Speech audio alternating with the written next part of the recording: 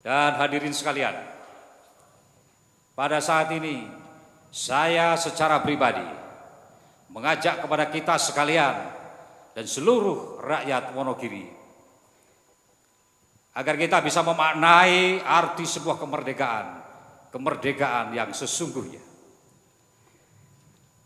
Kemerdekaan adalah sebuah jembatan dan proklamasi 17 Agustus 1945 adalah jembatan emas. Namun saudaraku, jembatan emas bukan tujuan akhir dari perjuangan kita. Yang terpenting adalah di seberang jembatan ada dua jalan yang berbeda dan kita wajib memasukinya. Yang mana yang menjadi pilihan kita? Yang satu jalan menjadi jalan yang sama rata dan sama rasa. Yang satu jalan menjadi jalan yang sama ratap dan sama tangis. Hadirin sekalian, pejuang kemerdekaan telah mengantarkan kita ke depan pintu gerbang kemerdekaan. Sungguh sedih ketika kita yang berada di tengah-tengah kemerdekaan ini tidak bisa memasuki pintu gerbang dengan sebaik-baiknya. Kita masih terjebak di dalam euforia kemerdekaan, berpesta fora di dalam kemerdekaan. Banyak di antara kita, warga bangsa kita, para elitnya, penyelenggara negara, politisi, rakyatnya, dan semuanya masih banyak yang sibuk dengan euforia masing-masing. Sungguh sedih ketika para pahlawan melihat kita dengan berbagai macam celoteh di antara anak bangsa. Satu dan yang lainnya saling mencaci maki. Satu dan yang lainnya saling menjegal. Tidak ada rasa kebersamaan sebagai anak bangsa. Hal ini benar menyedihkan ketika para pahlawan pendahulu kita melihat kita semuanya yang tiada henti berpesta fora di dalam era kemerdekaan. Hadirin sekalian, pesan the founding fathers Bung Karno ketika itu berpesan kepada kita bahwa perjuanganku amatlah mudah karena aku melawan penjajah, tapi perjuangan kalian amatlah berat karena kalian melawan bangsamu sendiri. Kita lihat potret di tengah-tengah kehidupan kita, di tengah-tengah kabupaten yang kita cintai yang bernama Wonogiri ini. Banyak di antara kita yang belum menempatkan pada porosnya masing-masing. Semua pihak mengaku benar. Banyak orang yang merasa menjadi seorang kesatria.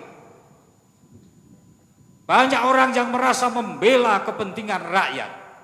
Tetapi hadirin sekalian, siapa sesungguhnya yang menjadi kesatria sejati? Siapa sesungguhnya yang menjadi pembela rakyat yang tulus?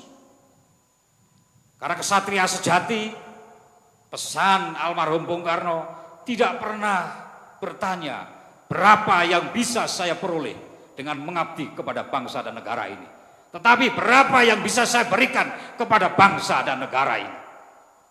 Saat ini sungguh keadaan yang mendera bangsa tidak kunjung usai karena tingkah kita yang tidak bisa bersyukur atas kemerdekaan yang telah diberikan kepada kita. Tidak untuk kita bersenang-senang. Ini adalah amanat yang harus kita teruskan kepada anak cucu kita. Kita bertugas untuk memayu Hayuning Bawono menuju kepada kesejahteraan bangsa. Carut marut terjadi negeri, pimpinan saling bertikai, rakyat tidak percaya kepada pemimpinan. Disintegrasi mengancam di mana-mana. Kekerasan terjadi di mana-mana. Pembunuhan terjadi di mana-mana. Perang antar suku, tawuran antar pelajar. Seakan-akan kita bukan sebagai bangsa yang beradab, bukan bangsa timur yang memiliki jati diri yang luhur. Saudara sekalian, seluruh rakyat Wonogiri, kami mengajak saatnya kita kembali kepada kitoh kita. Hilangkan ego kita masing-masing. Beranilah mengkoreksi diri kita. Tetapi saudaraku, dalam kesempatan yang baik ini, bahwa carut marutnya keadaan negeri kita, memang ini ada bangsa yang lain yang menginginkan bangsa kita tidak besar. Mereka menginginkan bangsa kita tercapik-capik, menjadi kekuatan yang terpecah-pecah. Mereka beralaskan konvensi Jenewa, hak asasi manusia. Mereka memberondong modernisasi, mereka memberondong teknologi, mereka memberondong dengan kemajuan ilmu pengetahuan. Dan anehnya, bangsa kita seakan merasa bangsa yang terbelakang, bangsa yang tertinggal, bangsa yang tidak cerdas. Tidak benar saudaraku. Coba kita lihat peradaban Nusantara abad ke-10 kita saksikan bersama. Bangsa barat baru bisa bercocok tanam di ladang-ladang gandum. Mereka baru bisa menggembala sapi di kebun-kebun, di padang rumput ala koboi. Tetapi kita, bangsa kita abad ke-10 sudah mampu menciptakan mahakarya. Karya cipta yang besar yang diakui dunia. Ada Candi Prambanan, ada Candi Borobudur. Kemudian di abad 13, bangsa kita sudah tunjukkan kepada bangsa-bangsa lain bahwa kita bangsa yang besar. Bangsa barat masih tercabik-cabik dengan kepentingan masing-masing. Mereka hanya kerajaan-kerajaan kecil. Sementara bangsa kita dengan angkatan bersenjatanya kala itu, Majapahit telah mempersatukan Nusantara menjadi sebuah negara yang besar. Kenapa kita harus menjadi bangsa yang menjiplak keberadaan bangsa lain? Sementara bangsa kita telah memiliki peradaban yang jauh lebih maju. Syaratnya satu, seluruh rakyat Wonogiri, marilah kita kembali bahwa kita saatnya mensyukuri, mematahkan, menghilangkan ego kita masing-masing. Semuanya yang merasakan abdi negara, semuanya yang merasakan pamong rakyat, semuanya yang merasakan rakyat biasa, kita adalah warga bangsa. Saatnya kita bersatu, tidak boleh terpisah-pisah.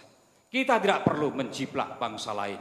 Kita memiliki eksistensi bahwa bangsa Indonesia pernah mengalami satu kejayaan. Artinya Nusantara ini, Indonesia ini telah memiliki jati diri yang kuat, memiliki satu kepribadian yang kokoh, memiliki angkatan bersenjata yang kuat. Dengan bersatunya kita tanpa melihat ke belakang, tanpa melihat salah orang lain, marilah kita lihat salah kita sendiri. Saatnya kita kembali kepada Tuhan yang Maha Kuasa, yang memberikan kita kekuatan untuk membesarkan bangsa dan negara ini.